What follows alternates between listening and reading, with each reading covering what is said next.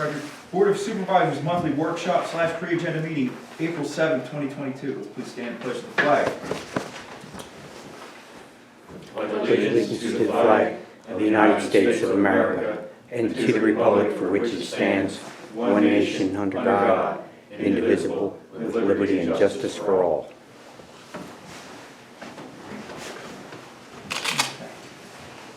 Public comment period. Any public comments? All right. Minutes. March 3rd, 2022, Board of Supervisors workshop meeting. Any comments? Okay. All right, then I will make a motion to approve the Board of Supervisors workshop meeting minutes. Do I have a second? Second. All in favor? Aye. Okay. Tracy, we've got discussion of maturing CDs. Sure. So we have some certificates of deposit that are they're ending the end of their term, and so they're going to become available to potentially reinvest. So in your packet, we have some communication between our treasurer, Linda Major, and a person who kind of helps the township to find the best rates possible for CDs. The CDs that are becoming available had been pretty decent rates, but the market right now doesn't have a lot of great rates. The third page in that section there shows some of the going rates depending on how long you were to reinvest. So the second page in that section shows all of our CDs, and I highlighted the three that are coming due this year. So we have two that are ending their term in the next couple weeks, and so we'll need guidance from you as to whether or not you want those reinvested. The first one that's highlighted is it becomes due 4/11. It's $100,000. It was earning an interest rate of 3%.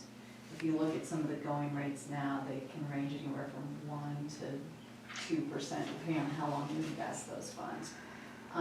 That one is from our general fund, so it's not designated for anything specific. Later on the agenda, I do talk about funds to be used for the purchase of 3211 Big Road, and those funds are one option. However, the treasurer indicates that we have adequate funds in our public funds account right now, and she recommends that we just go ahead and use the funds available in our public funds account and then reinvest these CD amounts. Okay. At this point, I think she's generally recommending probably a shorter term. Sure. Because she expects rates Rates are to going go to be going up. So the other one that's coming due or is ending, it's on 4/15, that's from our water fund. That's $148,000. You know, given that we're going to be doing a study in the near future of the water system, we may not want to invest it for too long. Right. Okay, in case we need to use it. Yeah, and then the third one comes due in August. So if you guys are generally agreeable with reinvesting that $100,000, then what Linda would do is she'd coordinate with the guy who kind of handles our CDs and finds good rates for us, and she'd kind of try to work with him on this table, updating this table and finding out what the best rate is. So I don't know if you guys have kind of a time frame you'd like. Would you like it to be maybe a year, 18 months, or do you have a strong feeling? Because if not, I can just have Linda kind of coordinate with him and try to find the best deal in that range. I think something else to factor in here is like, it's also what dollar values we're talking about. I mean, they're 100,000, so I can figure out what this is. But I think it's trying to, I don't know. I think we'll talk about it next week. Just think about it. Okay, yeah. I think once it once the term ends, I think we have either 2 or 4 weeks to reinvest it without having it to get a little complicated. So that's fine, we can do that. I just wanted to bring that up now in case you guys had any strong feelings one way or the other. Okay. Okay? All right, so moving on to 3211 Big Road. All the inspections have been completed. I have not received the report on the environmental audit yet. But as soon as I get that, I'll provide it to you. And I think I've provided you all the other inspection reports to date. So this kind of ties back to the first agenda item as far as the funds to be used to purchase the property. And as I said, the treasurer recommends that we go ahead and just use our general funds that we have available. And then the CD funds can just get reinvested. Okay. So if you guys are okay with that, she will go ahead and start working on the Amendment. the documentation, yeah, the amendment, and then, yeah, all that sort of stuff. Okay. You good with that? Yeah, I mean, it seems to be the best Yeah. option, and Yeah. that's what she's recommending. Okay. All right, so that's that. Next item, cost savings options for water and sewer funds. So, as you know, we are down to 2 people in the administrative office, and one thing that I've noticed since being here is the biggest time consumer is people calling in to pay their water and sewer bill to avoid paying the online fee when they didn't send in their check. Okay, so if they send in a check, and you guys know this, no charge, there's no fees, right? But there's a lot of people who don't, and then they don't want to pay the fee online, and so they call it in. And so then, the way that our system is set up, you have to go into QuickBooks, and then you have to go into this other program, and you have to kind of go back and forth. So it tends to take a while, so it's kind of a time sucker. Once you get on the phone, it might take 5 to 10 minutes to kind of get through the transaction. And the problem is, there is still a fee associated with that call. They're not paying it, but technically all the other residents of Perk Crossing are paying it, or Ivy Ridge, right? So for whatever reason, the township chose to absorb that fee, but not the fee if you pay online. Does that make sense? Mm-hmm. So people are bypassing having to pay the fee, but then that fee still gets distributed to everyone in the development. The fee's what, like $2.95 or Something like that. It's something Yeah, it's like that, convenience charge, right? Right. So- So they could still mail it in or drop off Absolutely, payment. absolutely.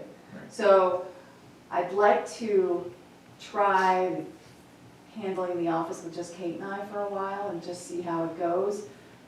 But I would also like to propose that maybe we work toward changing the call-in option and either charge a fee and make the fee higher than if they just went online and paid it, or just over a period of time stopped accepting call-in payments. So, How many calls do you normally get? so, I mean, there's about a week or 2 per month that are busier, but I would say yesterday, I mean, we probably got like between 5 and 10 calls.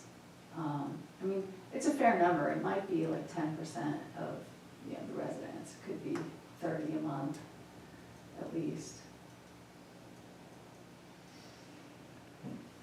So, something to think about. It's not anything you have to decide tonight, but I just wanted to put that out there because I think if we can eliminate that task from sort of the daily, or at least minimize it, Mm-hmm. I think we might be okay with 2 people in the office. I mean, it's that much of a, you know, it's Of a kind of, burden. yeah, it's what's sort of driving that extra person, I think. Now, we'll still take some time and try it out and see how it goes. Yeah, we should talk about it, think Yeah. about what this is. Okay.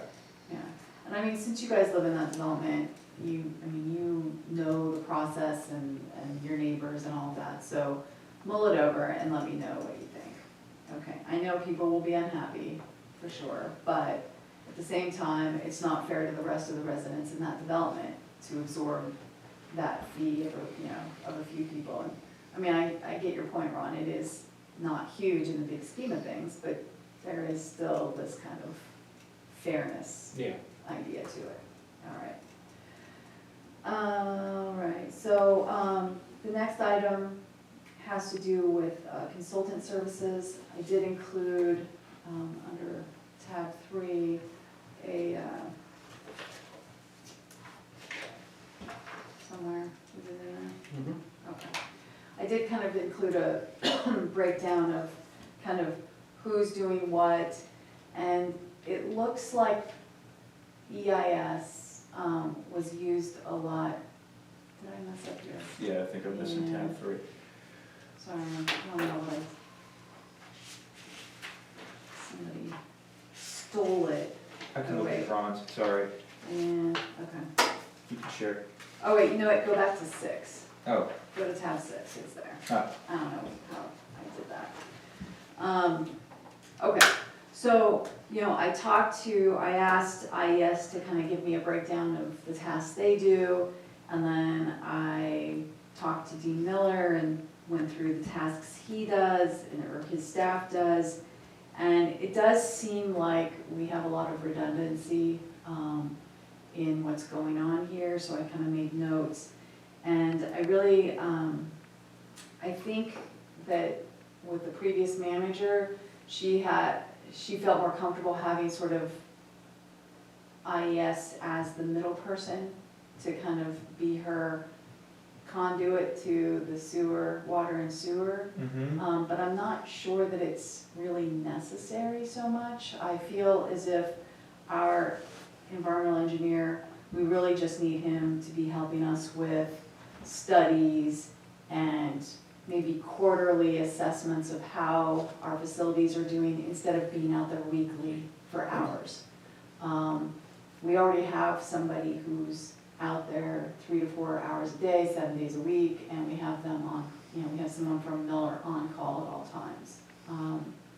So I kind of tried to break this down. The peach kind of colored stuff lines are the items that I think we still want to maintain IES for, and but I think that might be about all we need. So anytime we need like studies or that sort of thing, I think he's the person we need. When we have a new development potentially, you know, interested in moving forward, we need him to be there for us to, you know, to make sure that, you know, the facilities for any new development are appropriate. But I'm just not sure that we need him on a weekly basis out at the plants. I think we could save a pretty significant amount of money for our water and sewer funds by scaling him back.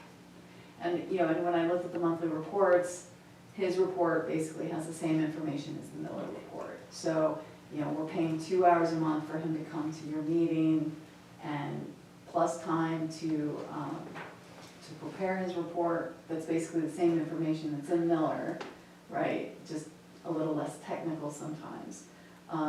Also, we have, there's a report that IES has been doing. The Chapter 94. The Chapter 94 report, right. So it costs us $2,500 for him to do it. In our contract with Miller, it's an add-on, and it could be like $900.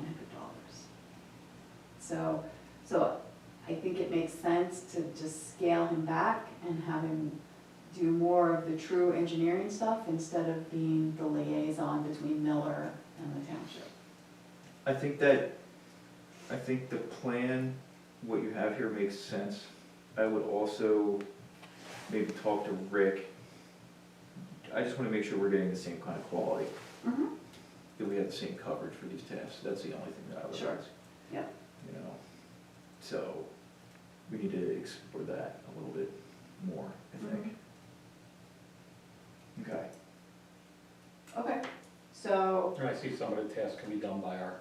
yeah, people, right, so that's right. And there are yeah. some things that, that we can do in-house. So Yeah. the hydrant flushing, the manhole checks, things like that, we have, you know, staff who have the capabilities of doing that in-house.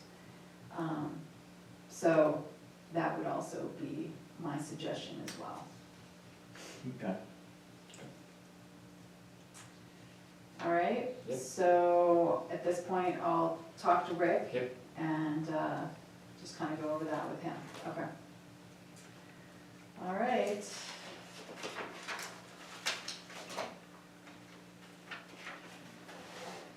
Okay, so number 4, we've kind of been talking about getting going with plans to expand our meeting room. And so at this point, I'd like to propose that we start putting together an RFP for finding a professional that can help us, first of all, kind of plan for our long-term needs, both public works and administration, meeting room, and then what we're gonna do with our new building. So I kind of feel like that might be the first step, is kind of just having someone assess what our long-term needs are, what our options are, and do some of that. And then move on to, once we kind of have a good sense of how we think we want to grow, maybe getting the designer in to start developing designs. Okay. The other option is we can just kind of probably find consultants to do it all as a package, so they would help us through the planning process and then move into design. So it's kind of up to you guys how you want to move forward with that. Assuming you want to move forward with that. I think we need to move forward with it at this point. Yeah. Yeah. Okay. So what do you think? Do you want to just start with the planning phase, or do you want to maybe try to combine it with a designer, like an architect, start designing? I think we should get the plan first together before we start designing anything. What do you think? Yep. Yeah. Yeah.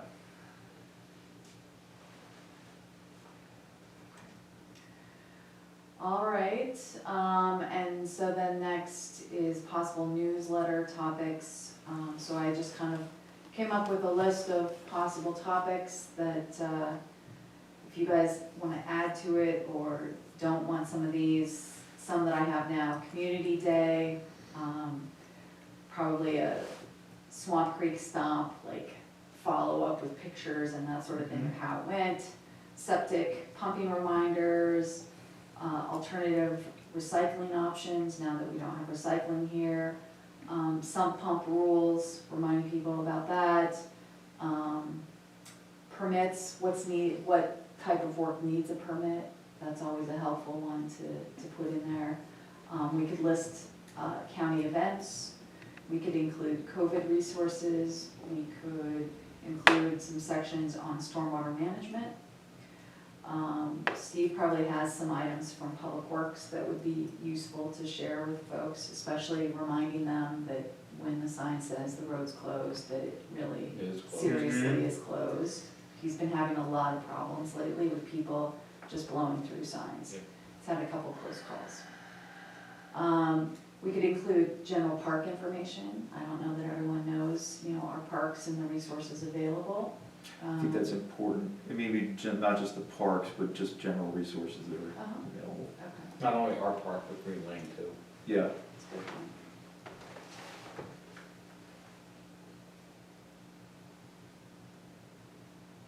Because they'll have a bunch coming up for the summer. Okay. We could potentially announce acquisition of the new property. Mm-hmm. Okay. Message from the Board of Supervisors or the Chairman, and then we could also include the meeting schedule for the year. Anything else you guys would like to see in there? Anything from fire or EMS? Oh, that's a good idea. I can check with them. Okay. State police too, maybe, I don't know. Yeah. We have a new trooper, I think, that's serving our area, so maybe a introduction of that person.